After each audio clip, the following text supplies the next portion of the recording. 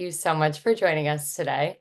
I'm Madeline Simpson. I am Senior Partnerships Manager here at Popular Pays. I'm joined by Corbett Drummy, our VP of Brand Collaborations, and we are really excited to dig into the world of brand safety and influencer vetting and what all of those words mean for the future of online content.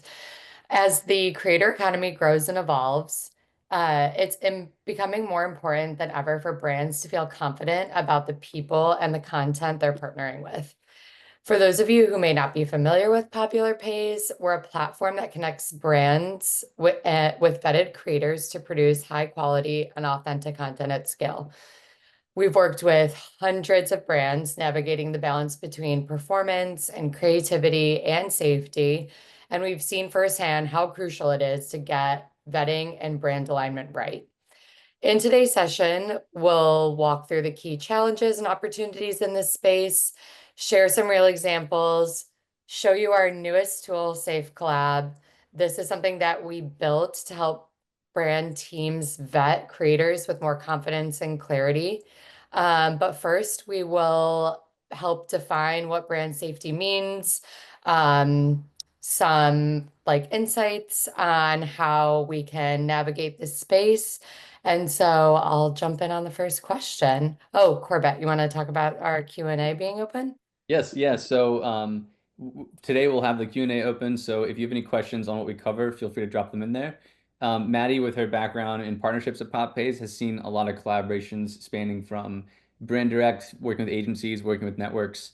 And then from myself being in this space for 10 years, we've kind of seen every possible problem you can encounter in creator collaborations. So we'll draw on our own experience and also show you what's now possible with new technology in terms of making this easier for everyone. So, and as a bit of a sneak preview, Maddie and I will also show our own accounts after they're analyzed by SafeCollab. So I'll show you some funny, one or two embarrassing posts from my account, just so you can see towards the end, like how accurate it is and how these new tools can really help you level up your game. But before all that, we'll give a lot of context in terms of just why you should be paying attention to space and kind of its history and background there. So let's just start off. Yeah, Maddie, perhaps around. Do you want to start with the context of like what is the brand safety and its history in the industry? Yeah, I'll kick it off. That's a great place to start, considering how much this digital and social space has evolved, like even in the last year, let alone 5 years. A lot of advertisers are familiar with brand safety in the programmatic or digital advertising space, which is a very prescriptive space. Like brands are able to submit some keywords, the content that they want to avoid, and there's a back end person who makes sure that your digital ads do not run on articles or content or videos that feature those keywords and or content that brands need to avoid. When we're moving into this like creator economy space, it becomes much more, it's like a river versus an ocean. Like it is an entirely different space. um, and for brand safety with creators, it's about partnering with someone who fits within those same parameters. And it's a lot more manual to make sure that that your brand content is not featured alongside content that you would like to avoid. And there's a long history of creators, social space, and the space that they've taken up. Um, and, there was a world in which we thought none of this, like you could post whatever you wanted on social media. And now we're like very quickly learning that that is not the case. Um, and that presents like a variety of risks, especially when you are posting on behalf of a brand as an ambassador or a creator. And so Corbett, I pass the question back to you. Sure. What are the kinds of risks that brands face when they're partnering with influencers or creators that they'd like to avoid? Yeah, I mean, and also riffing off of your last point, I also was first getting familiar with brand safety in the context of programmatic. But the irony is that like it feels like programmatic, you can be more prescriptive on what you want to embrace and avoid.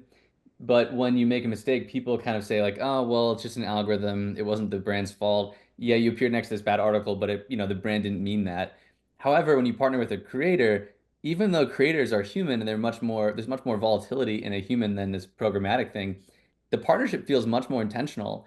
And so if you partner with a creator and they post something not brand safe, it reflects even more on you. It's almost this like Mhm. unfair comparison because humans have more variety and volatility, but the partnership feels more intentional. And so I feel like as a brand can get penalized more when they partner with a creator if the creator does something bad. So I feel like I first became aware of all this stuff, a decade ago when you saw these big creators like PewDiePie or Jake Paul or Logan Paul, both of the Pauls, posting stuff where, first it was just attracting attention to them as creators, but then as the years go by, it started attracting attention to the brands that they're partnering with.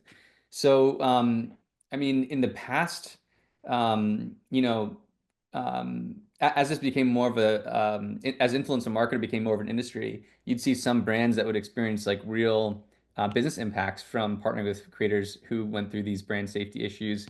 And that can include just, everything from loss of revenue to just brand perception changes over time. So it kind of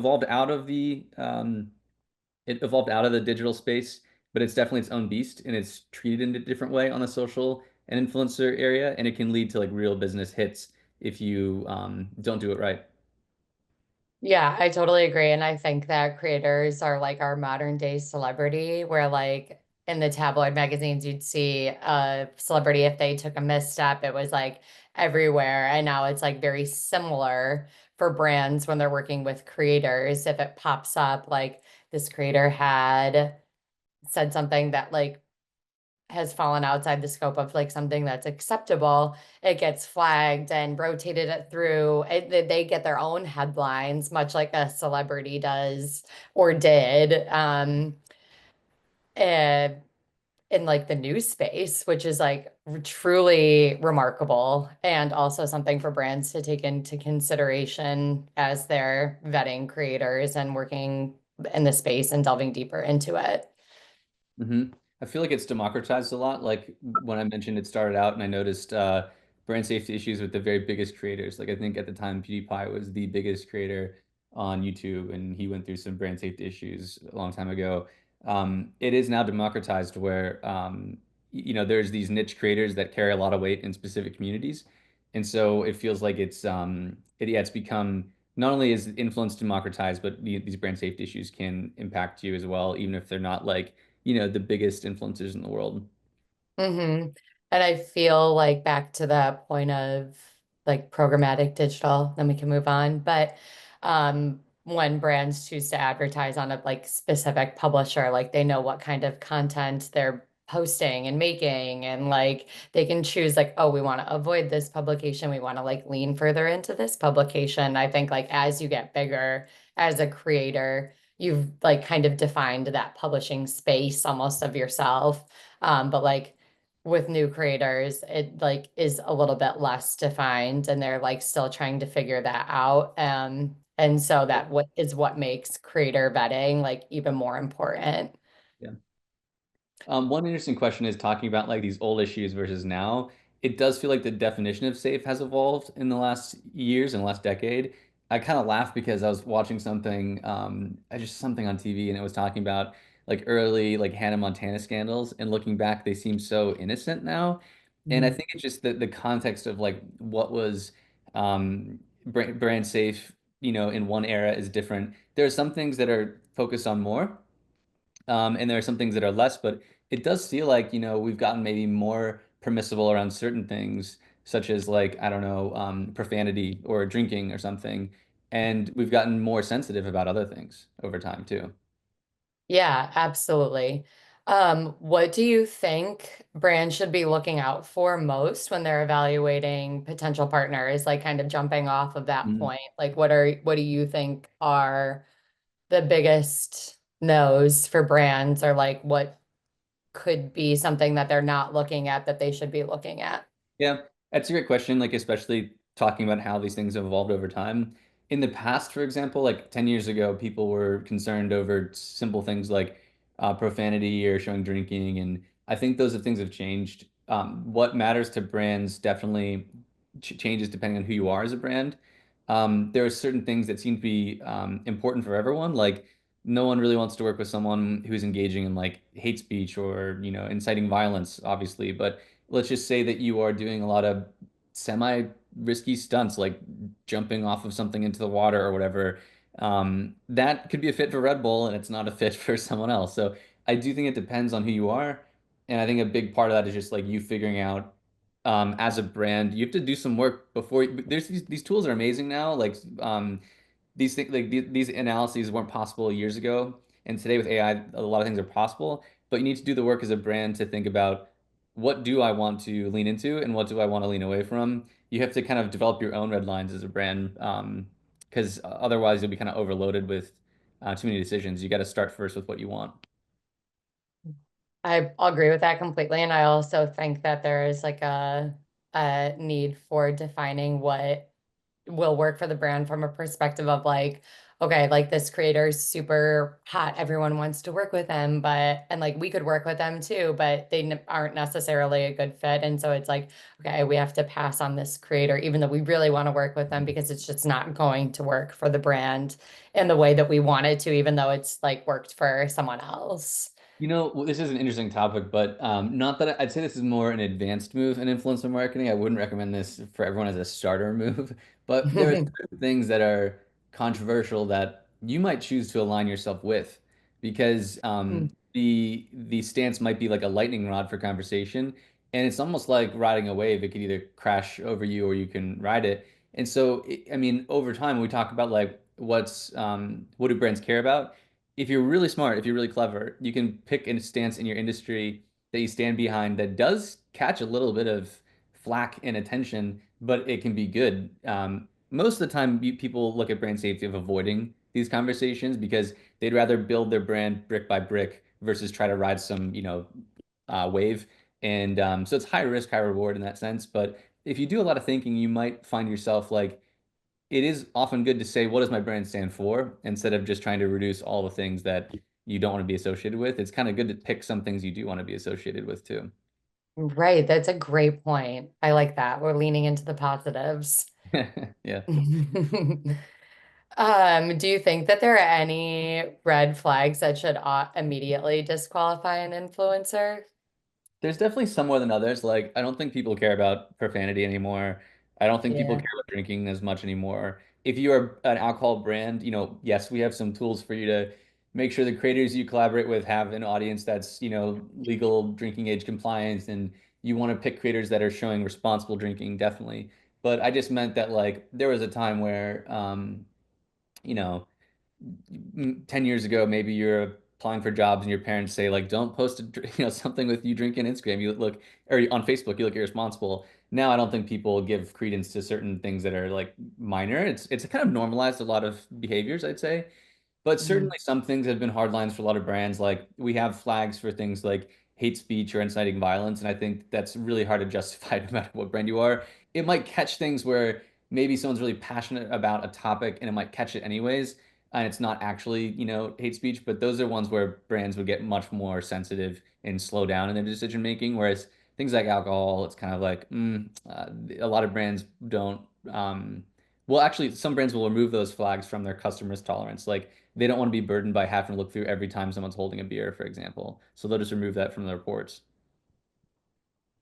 Yeah, when we look at my profile, I have a ton of wine. I would be I'm that teetering edge of like, do we want to work with this creator or do we not? I think that you could attract certain lifestyle brands, but certain Disney brands would not want to work with you. Yeah, exactly, exactly. But that's the thing. It's funny that the creators come in all shapes and sizes. Um, and I think it's most important to think about like sometimes you need to look at a bunch of accounts first before you develop your guidelines. But I think you need Hmm. to think and develop your guidelines, and that'll make it a lot easier for you to review people. For sure. Um, let's talk about SafeCollab a little bit. The question is really like, are there tools and practices that help that creators at scale SafeCollab is obviously a big solution to that, especially with teams who have strict parameters. Like I have a client who runs everything up the chain and then back down the chain. But do you want to talk about SafeCollab a little bit and how it has changed this space drastically for those Yeah. kinds of brands? And it really has changed. There's a bunch of context here that's interesting to talk about. For example, with all this AI progress, a lot of the focus has been on like AI for content generation. But one thing that's been missed is like in a world with so much hallucination with AI, where we're told kind of not to trust the things because AI can hallucinate. One thing that's really slipped under the radar is AI has gotten just absolute world class at identifying things. This wasn't even possible a few years ago. Like 5 years ago, it was difficult to tell a computer like this is a cat, and now it knows that based on whether it's a drawing of a cat or someone says the word cat in a video. It is so good at analyzing media that I don't think people realize how good it is. But I would say definitively that there's so many ways where you can say like, oh, I wouldn't trust AI because it hallucinates. I would say that in terms of classifying and indexing photos and images and making sure nothing's missed, it might be overly sensitive, but with these AI detection tools like SafeCollab that we built, I would bet, my career that it will catch things even better than a human would, in the sense that it is just superhuman at scanning content and analyzing it and surfacing things that could be relevant to you for this stuff. So I think it's interesting because it wasn't possible, 5 years ago. All the tools up until today have been they'll look at the text on a post and they'll look at they'll look at like they would not scan audio and video because it wasn't possible from a cost point of view and like a compute point of view to just actually scan through the audio and video. And I think that's the core innovation of SafeCollab is the ability to scan years of someone's posts in a few minutes, whereas a human it would take you hours and hours and you'd miss so many things because you just don't have time to watch all this stuff. So I think we've really turned an inflection point here where I would never point a human towards vetting an account without tools because it's just a gargantuan waste of time and money at this point.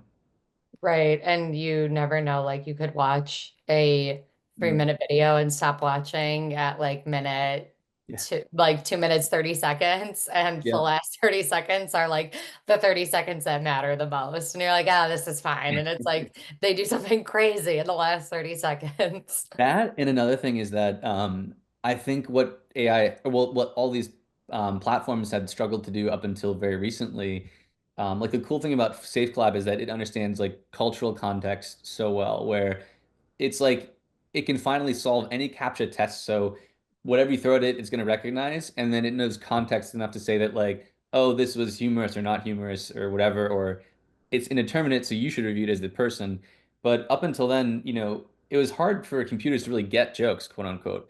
And now they can understand like what might be serious, what might not be. So yeah, it's like can scan everything. It can level up anything sensitive for you to review.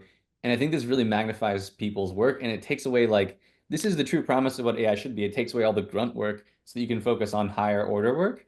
And I think that's the beauty here, where we've had agencies and brands spending 4 or 6 hours vetting each influencer and still missing things that this tool would catch. And now it'll take you 4 to 6 minutes. Yeah, and that's like the 4 to 6 hour range for one influencer is not congruent with Hmm. scale, especially when you have like 30 creators in in your one campaign and you're running 6 campaigns at once. Yeah. Yeah. So this really opens it up. But in terms of those tools, like I honestly think SafeCollab is the only thing on the market that can analyze like audio and video at scale like this and provide you the controls to like set the parameters you need. So we thought it was addressing a big gap in the market. So we'll show it later. But basically, I think that's what's behind all this is there's all these problems in the industry around, yeah, influencers and creators are great and can really move your business forward, but there's this risk that can happen, and there weren't great tools to address how to confront that risk. So I think hopefully this ushers in like a lot more stability and maturity to the industry. Yeah. What would you say are like the most important things to consider when we're balancing this risk mitigation plus authenticity? Like, how do we find the middle ground between these two things? Because it seems hard. Mm-hmm. Yeah, and like this is such an interesting topic.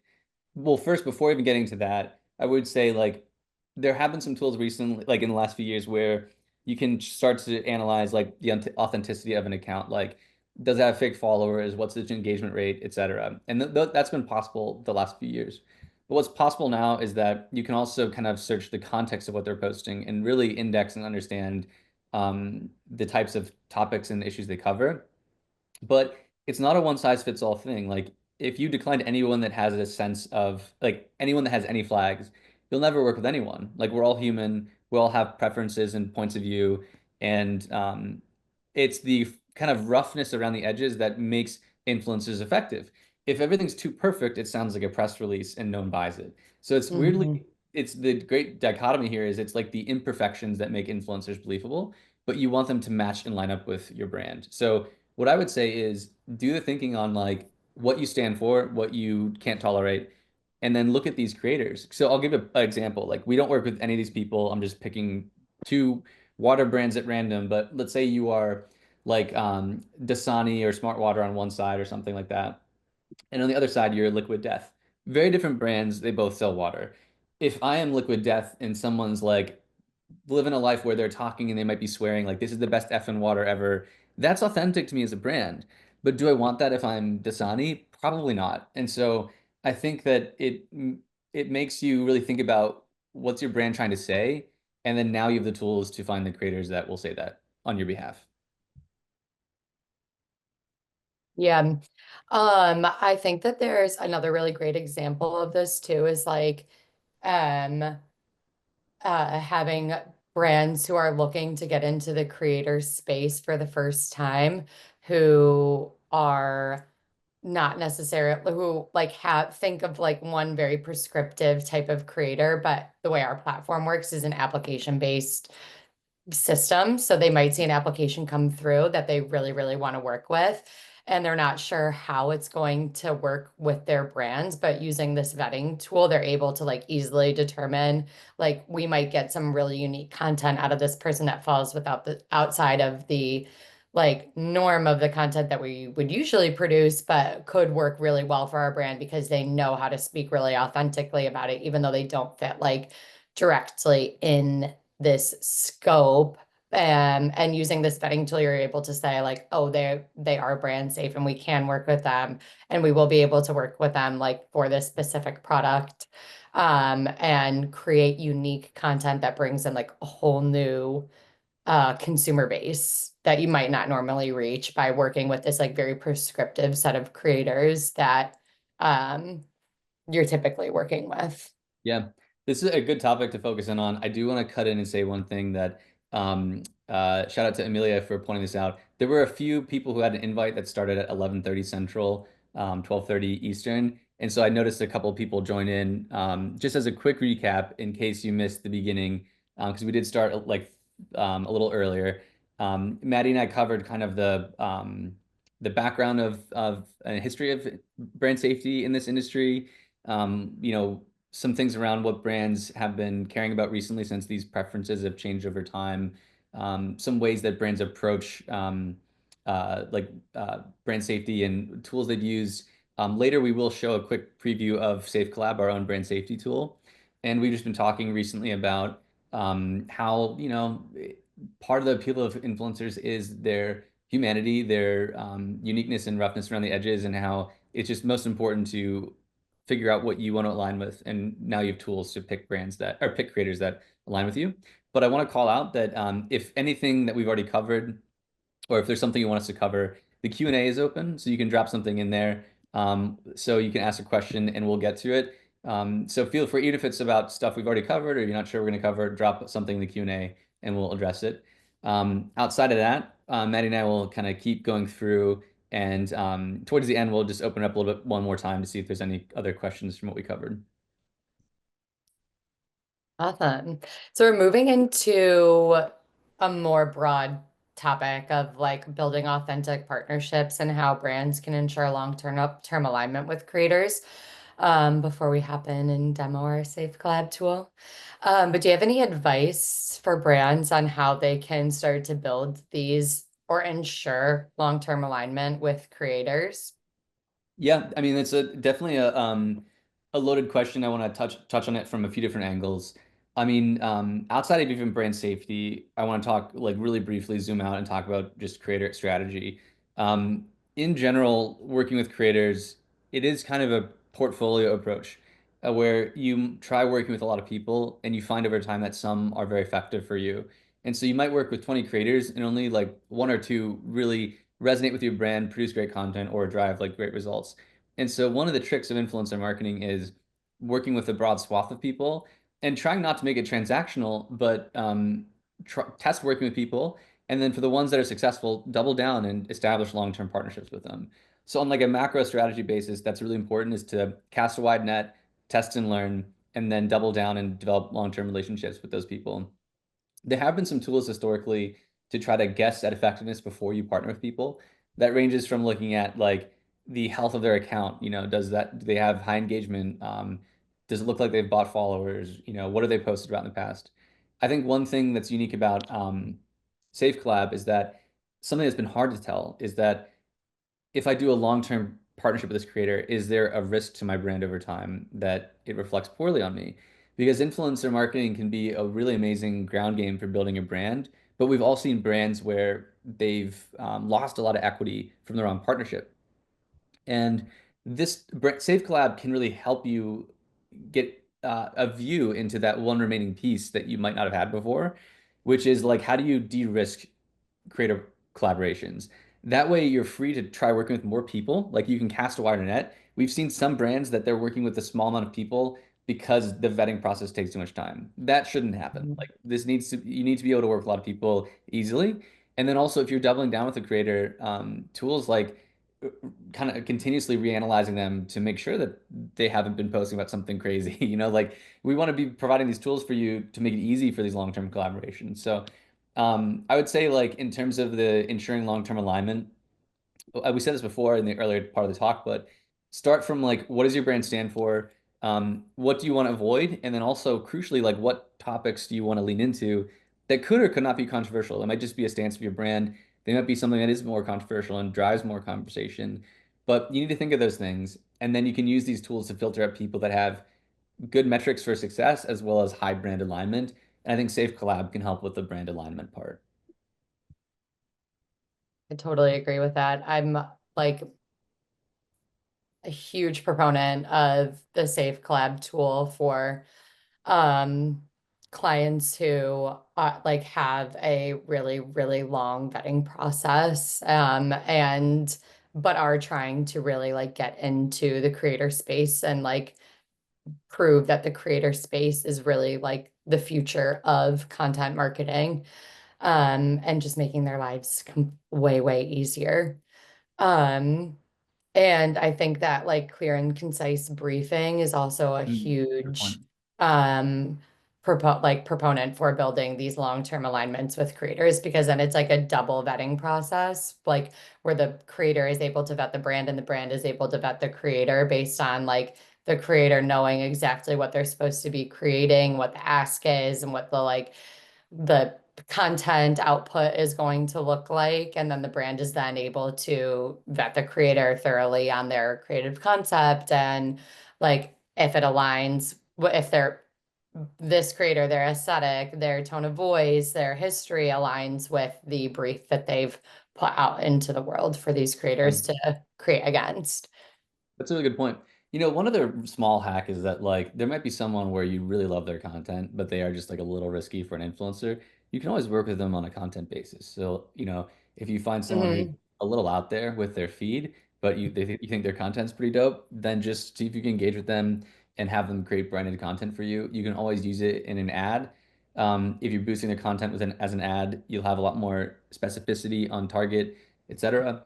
People like influencers because that roughness around the edges gives them the authenticity. But if it's too much of a stretch for you, you can always just still get the value of the content and that the vibe of whatever their account is through the content, and then use audience tools on the networks to get your awareness. So that's always an option too. And maybe there's some creators you vet with Safe Collab where you put them in that bucket. You say that we would like to use them for content creation, but we just couldn't get them over the line with when it comes to them being like a brand ambassador for us long term. It's a really good point too. Yeah. They don't necessarily need to post on behalf of your brand or feature themselves in the content either.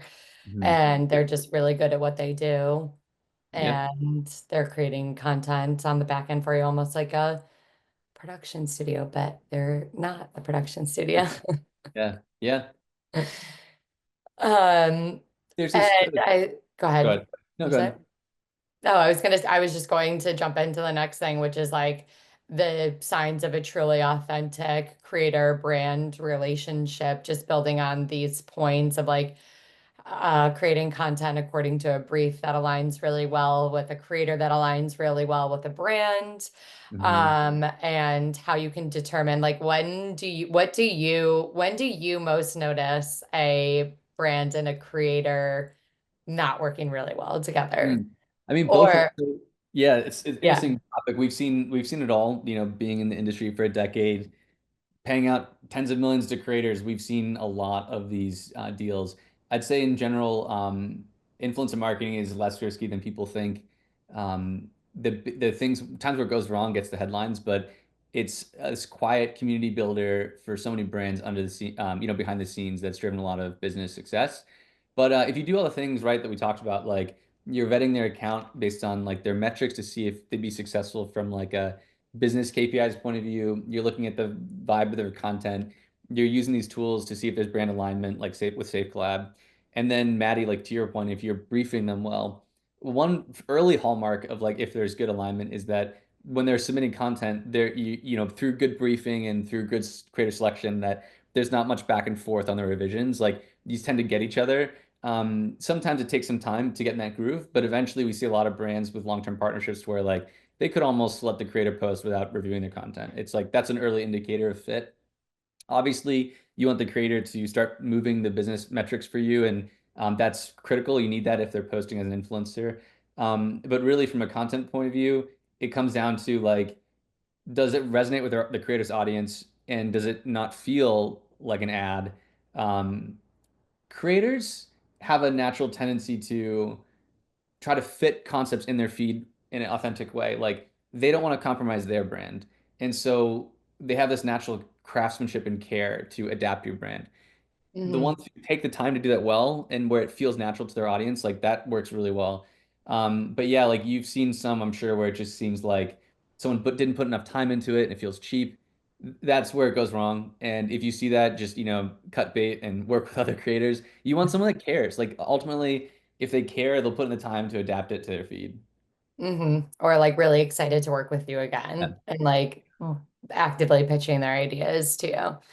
One other note, people don't know this as I think this is under discussed, but sometimes it does take some coaching. Influencer marketing in general and creators with working with creators shouldn't be transactional. And some people that I've seen get a lot of success actually spend a decent amount of time, like more do you think, kind of coaching them what works with other accounts and sending Hmm. feedback. And so there it can take some like startup time. That's why you want the vetting process to be fast and inexpensive because you're investing time in these creators. But if you Hmm. treat them kind of like a, you know, part-time contractor sales force working on your behalf and you're training them on like what's worked with others, that can pay a lot of dividends. And so if they care, they'll lean into that. But yeah, it's like the times when it doesn't work, it feels cheap and transactional and like there's not much thought behind it and they're just like putting it out there to get the money. Like that's what you want to avoid. Even if it does get you a ton of views, it's like not a good sign for a long-term partnership. No, totally agree. And like you can see, they like this, it's like this tone of, it's the tone almost when you're watching it and you're like, oh, okay, next. We're gonna swipe, Mhm. keep going through A the good feed. sign is like, creators that I've seen some people that search out creators because they were fans of the products to begin with. Hmm. A lot of the time you have to like sell your brand and your brand's mission and vision to them because they won't know. So they might not know who you are yet and what you stand for. But yeah, it's like if they can be aligned on who you are and what your product is and what you're about, that's the best sign for long-term success.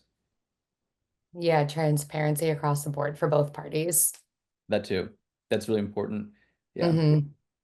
With expectations, timelines. Also, from a creator's perspective, if you're like, life happens, are you going to be late?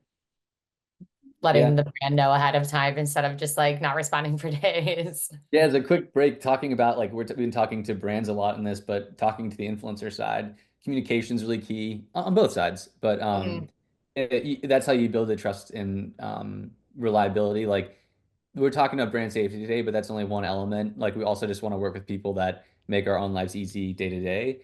And so Mhm. part of that is like a quick aside is just good communication on both ends, like quick communication that we see lots of creator ratings on our platform. And if you're just like really communicative on either side, like you're gonna get love from the other side, because it just makes their life easier. Yeah, absolutely. Okay, we are approaching time. I want to make sure that we can demo the product a little bit and then open the floor to Q&A or answer any questions live for the audience here. So, I'll let Corb, do you want to demo Yeah. first? Okay, Let cool. me share my screen. So moving into this, feel free to put questions in the Q&A if you want us to navigate around certain areas. But basically, as some broad background, we at Popular Pays by Lightrix, we developed a tool using some amazing AI tech to analyze creator accounts. And what it does is it scrolls through post history and looks at audio and video.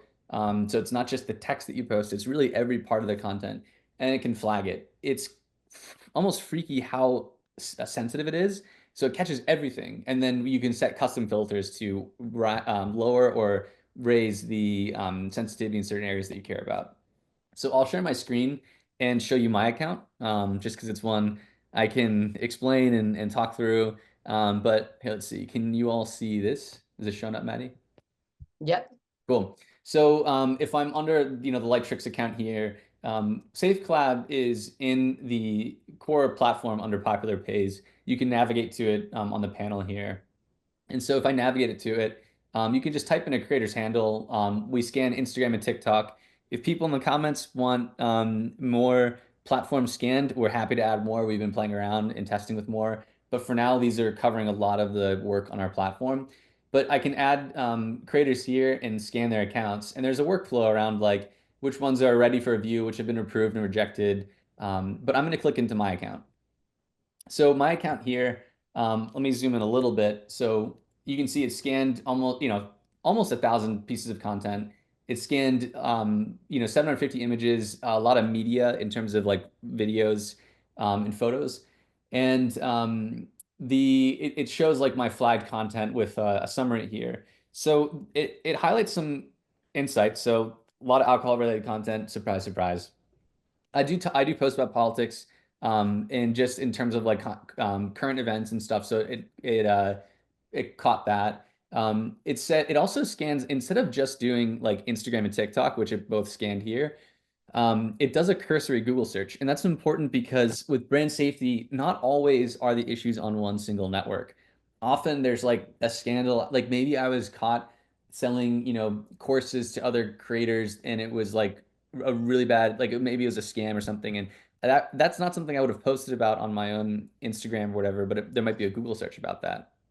So this does a Google search and it uses top tier LLMs like Gemini to like index and identify like is there anything not brand safe here. Fortunately, my check was clean here, and you can see here I just scanned my Instagram account, which we have a first party connection to, so it's pulling data directly from Meta. I could add TikTok here as well. So, as a few notes here, I want to point out when I talked about how this is almost like AI has crossed the threshold where any captcha you throw at it, these days I get captchas that I can't even solve, and AI can solve them. And so some of these things are relatively simple here, like this one, it caught the F word because I posted this piece of art on the stairway where it is basically a captcha, but it can tell you, hey, this is an explicit word, and so it flagged it. I also want to talk through though how it catches everything, even if it's like not serious, it elevates things for you to care about, and we'll adjust the sensitivity later. But one of my favorite examples here is if you're familiar with Chicago, there's the Salt Shed music venue in the old Morton Salt warehouse. And so my wife got this shirt, and if I zoom in here, it says, "Don't be a salty bitch." And it's a funny shirt, and it's meant to be humorous, but it's still flagged it, of course. And it says here, the image contains mildly offensive language on t-shirt. However, the context is a casual setting, suggesting that it's not used aggressively. It's pretty good at understanding context, right? Like it knows that this is profanity, but it knows it's probably a joke. So if I take the default risk tolerance and let's say I care or don't care about certain things, um, I want just only the most important things, I can edit that here. So I'm going to do a custom risk tolerance and I'm going to edit it and say, look, I don't care about, most of these things. Like I could make these higher or lower, but I just want to care about like only the most important things. But maybe for violence and danger, I do care. So I'm going to leave these, but the rest of the stuff, I'm gonna move to moderate or I'll leave this one higher. Language I don't care about, etc. So you can adjust your own preferences, and you'll note it goes down from 29% to 3%. So it just gets you the most important things. So now I just have a few images to look at, and since I left stunts in danger, there's more ones here, but I could adjust those flags down too. I'll dive into a few things more, but Maddie, any quick comments before I go into the other sections here? No, I think that well, yes, actually, yeah, I do have comments. I think the custom risk tolerance tool is super helpful for brands who aren't looking for all of the content and they're only looking for the most severe content, or they're only looking for one category here, and they don't need to see every piece of content, but the availability is still there for you to be able to go back and say like, oh, we actually do want to like more thoroughly vet this creator, or we are curious like what they have to say. Maybe you've introduced new brand standards and you want to like go back and vet or reevaluate a creator, then you always have this option available to you. And again, like as we've talked about, it really does save a ton of time. And I think the context that's added here is also helpful. Because sometimes you read it and you're like, oh, this is cute. Like it's not that big of a deal. We're good. Actually, that dovetails into a question. So we got a Q&A from Courtney. This is a great question. It dovetails into that. Courtney was asking, as a creator and influencer marketing pro, I'm curious if there'll be an option for creators to see how brand safe they are in case they want to clean up their online presence. 100% great question. So this is a new tool. We only released it, I don't know, a couple of months ago, a couple weeks or Mhm. months ago. Yep. And we had some early some really large awesome brands working with us as beta testers. We've only really started bringing it to market, and we've been thinking about the creator side of things. I think creators will be interested. Like when I did my own account, I totally forgot about a lot of these posts. And so as Courtney was saying, you might want to clean up your own account. And so that's definitely something we want to make an option. And side note, Courtney, I will just generate yours for free and send it to you as a thank you for the question and for joining. We'd love your feedback. But basically, I think creators will want to analyze their account and see how brands see them. So that's something we're thinking about with the product. And also, I think to a smaller degree, I'm really curious to get this in creators' hands because it's kind of viral in the sense that as you said, Maddie, a lot of the things you get, it's like, oh, it's kind of cute or funny, or I forgot about it. Like, I'm gonna scroll down. Remember, I left the frauds and scams thing here to in my risk tolerance. I left the frauds and scams at more flags. So it's gonna be sensitive to that. Because I was like, did I post anything about frauds or scams? And there's two ones like here. I was joking about like, trying to reach you about your car's extended warranty, and it knows that that's a common scam, for example. It's pretty funny. I forgot about that. And then the other one, it's like using popular pages to get paid by brands or posting for brands for free in the hopes that they'll eventually pay you. And it says, look, posting working for brands without upfront payment is risky. It's like really like I swear to God we didn't program it to talk about popular pays. But yes, like if you were posting to your audience like the new hustle is you got to post for brands and eventually they'll pay you. If someone was advocating for that, like that's not great. And so we posted a meme, but if they are posting earnestly about something, then like you want to catch that. So I made this really sensitive so it'd catch every like scam related thing. And I was shocked that it found two scam related things in my account, but they're funny. So honestly, as a creator, I would post them saying like, "Wow, this thing's so accurate." I really trust it because it's catching all the edge cases and it's letting me decide if they're important. Um, but yeah, it's kind of like solve the captcha thing. And but so, anyways, yes, Courtney, we'll give you your review. We'd love to hear your take as a creator and get some feedback. And I'll show one other thing before I'll kick it over to you, Maddie, which is like we talked about the brand safety and brand fit question. if you remember, I left everything on low to just give me fewer photos to look at instead of like 29% of my feed. Now it's just 3%. But I left the harm and injury and stunts and pranks ones higher. So here, for example, if I'm certain brands, I wouldn't want that. If I'm certain other ones, maybe I would. And I look through it, it's like, okay, I posted about like a lot of fireworks. Like, yeah, it's a little risky. Like some brands might not want to touch that. But maybe, it's not that harmful. So it's just a firework going off. And here it says, it could be considered dangerous if not handled safely, but it doesn't impact any harm or injury, and the focus on the spectacle. So like it knows context, but it's going to catch everything possible. You can still, if I put the sensitivity for the section down though, it would only catch the one where I had that many fireworks in a row. That's a little unsafe. This one, more safe. So, it's still pretty good at catching just the important things if you lower the risk tolerance. But sometimes I leave it high just to see what it catches. And it's kind of cool as a creator to see your own account analyzed like that. So, Maddie, do you want me to, I can keep sharing, or do you want to share anything, any examples on your end? I can share my profile really quick and show you what it looks like from another perspective. So this is what my content looks like. It says alcohol related content appears the most.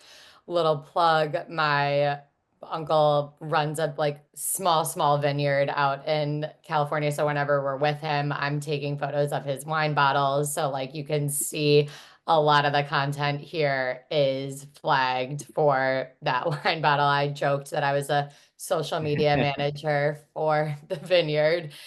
Um, but it again, like adds the context here. You're able to determine whether or not this is something that is of risk to you. I have it on the severity for all. If you bring it down to lower, I have 107 pieces of content here that are flagged, but if you take it down, it reduces it to 19. So there isn't that much here that's like as risky. You flagged the put it to because you filtered all the low ones, filtered on the high ones, and then Yes, we the can. It bigger, pulls the more back up like yeah. the barrels and like old wine bottles, him making the wine bottles. And it like tells you like centers around wine tasting and production, and it's a clear focus. But the risk level is quite low here. And if we're talking Yeah. about a brand who is not as sensitive to alcohol. You know what's interesting too? Like if you are an alcohol brand, like maybe you do want to flag everything, including the low, because you want to see exactly what types of things they're posting about. And that kind of gets Right, because into it can be a toxic. or Yeah. like maybe you're curious about like what types of things they're posting about in your industry, like whether you are in news or alcohol or sports or whatever. Maybe you actually want to see everything because you want to see exactly what they're posting about because you have more preferences in that area. But yeah, obviously also if you're a winery, you probably just you're curious, but you don't care if it's that sensitive. It tends, I notice it tends to focus on for the high section if it's kind of like lots of volume, like the barrels of wine or like up close Hmm. shots, like that's what it tends to prioritize.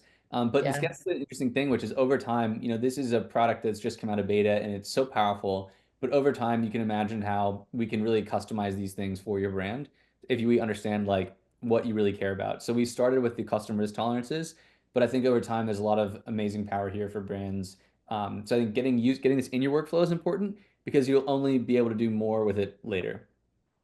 exactly. And I did think it was interesting. I wonder if it's in this. Oh no, it's not. It's in the all. But it even flagged this post, which I was like, where is the alcohol in this post? But there's beer glasses in front. So it like knew that we were at the brewery. But I was sitting here and I was like, where is the risk here? And then I was like, oh, it literally flagged the glasses that I are wonder if in it's in another carousel post too. Like that's the thing. Like this stuff is so the. powerful that it can also just catch the audio of a video. It can catch a piece of a story. And one quick note is we look at stories if the creator's in a network. So we have, like 150 or so thousand creators in our network and we'll index their stories.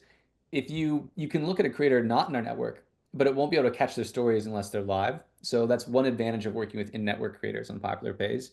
But yeah, it's so sensitive. It can catch the audio in a video. It can catch, multiple posts in a carousel ad. So I think there's like all this power But that's why pretty quickly we gave brands the ability to filter down to what they care about since it's so powerful. Exactly.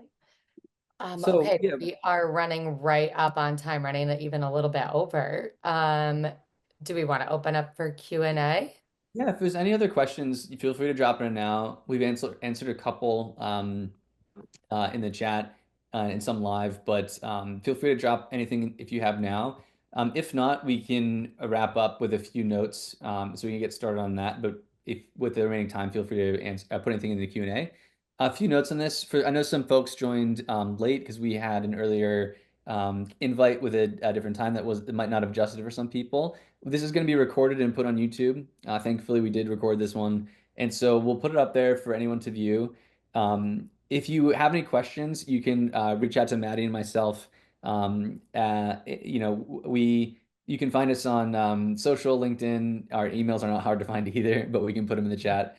But we'd love both your feedback. Happy to give you a full demo of the product. And I'd say in general, if there's one thing to take out of this, it's to know that like I'd say brand safety has been a reason some brands have hesitated to work with creators in the past. And one thing we wanted to show is how far the technology's come and how if you put this in your workflow, it can give you the peace of mind that it will level up everything you need to see. And so there's nothing you need to be scared that you're missing. So you can move faster and more freely and just be more agile in the space. So we just wanted to show, like, we want to talk about the history of the space, why people care, what they should care about, but importantly, talk about how much it's changing. So hopefully there's more from us soon in terms of updates to the product as well as, some tips in the industry. But yeah, without that, outside of that, anything you want to add, Maddie, before we wrap up?